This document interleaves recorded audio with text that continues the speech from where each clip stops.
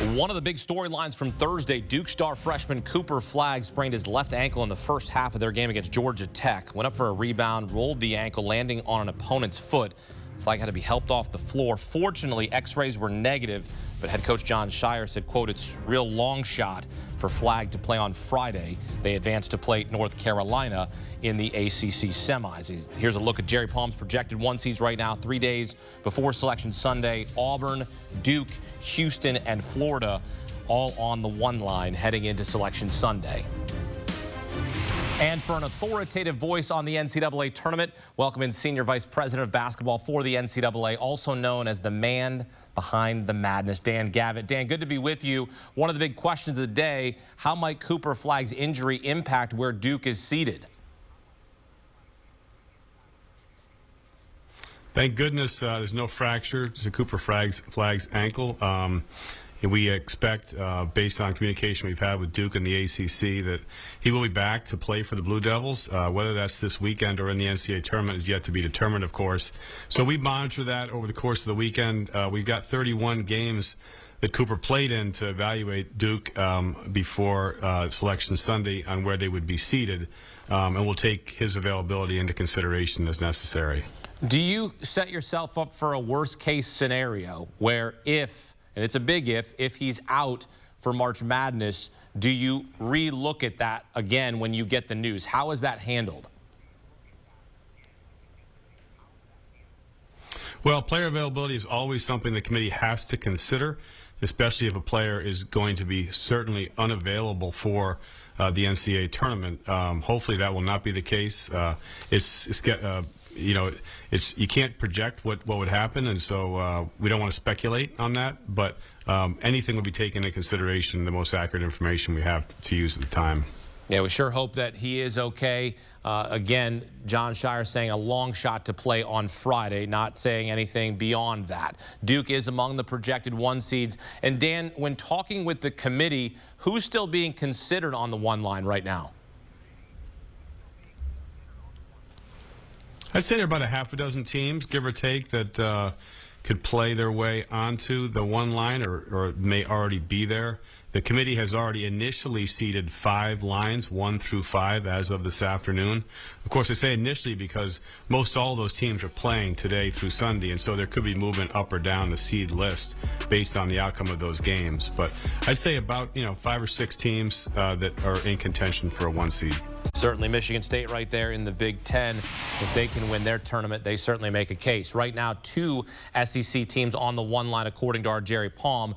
The conference is poised to break the NCAA tournament record set by the Big East, which you know and love, when it sent 11 teams to the Big Dance in 2011. Do you anticipate the SEC breaking that record come Sunday?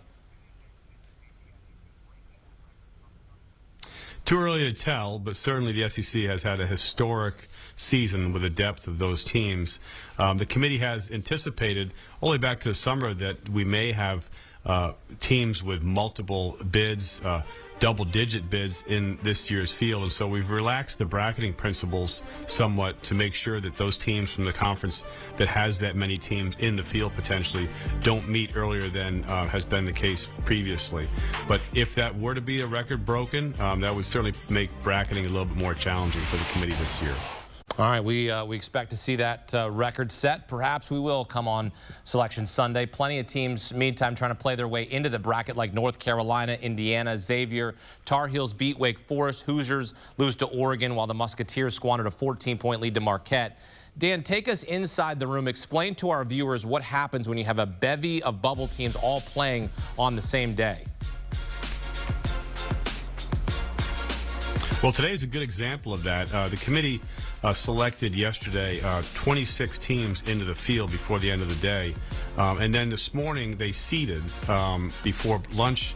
And then after lunch selected 4 more teams to get the at-large group at 30 of the 37. And then seeded, as I said, lines 1 through 5.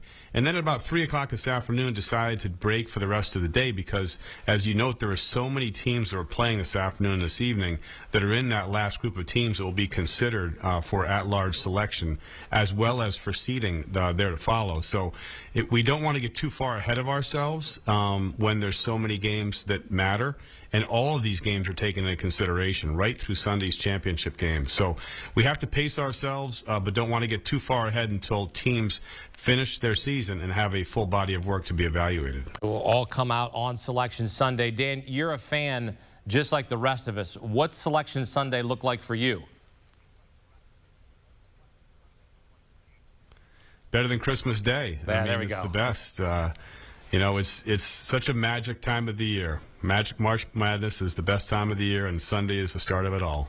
So when the bracket's coming out, where are you watching, and what is sort of your reaction? I know as a fan and a college basketball fan, you're watching to see that bracket reveal. There's always that magical moment that you said perfectly. You're always sort of on pins and needles waiting to see who your favorite team might play. What's that like for you when you see that unveil on the selection show? Well, a little different than it used to be. You know, as a fan, I would just anticipate, you know, the excitement of it all and understanding, you know, where teams were selected and where they were going. Being in the room with the basketball committee now and working closely with them, it's a lot of anxiety. You know, you work up until probably an hour or two before the show is broadcast. You're nervous about, you know, making sure there are no mistakes in the bracketing. You're also a little bit anxious about the reaction of fans and teams and coaches and players about those last teams selected for the field, and more importantly, probably the ones that are left out. So it's a little bit more of anxiety than it used to be when I was just a fan. But we take our work seriously. We know it's important to so many players and coaches and fans, and do the very best we can to put together a great bracket for everyone to compete for a national championship. Fantastic insight. Senior Vice President of Basketball for the NCAA, Dan Gavitt, with us here on HQ. Dan, we're looking forward to the tournament. Thanks for your time here on CBS Sports HQ. Great stuff there. Good conversation. Some insight into the committee, how the bracket is built. And, of course, Selection Sunday coming up. Here in just a few days, the brackets will be unveiled beginning 6 Eastern on CBS. You can also watch the show streaming live on Paramount+. Then come back to CBS Sports HQ. We'll help you fill out your bracket. Let the madness begin. When you need your sports news all the time, we've got breaking news to bring to you. CBS Sports HQ gives you a snapshot of all the sports that matter to you.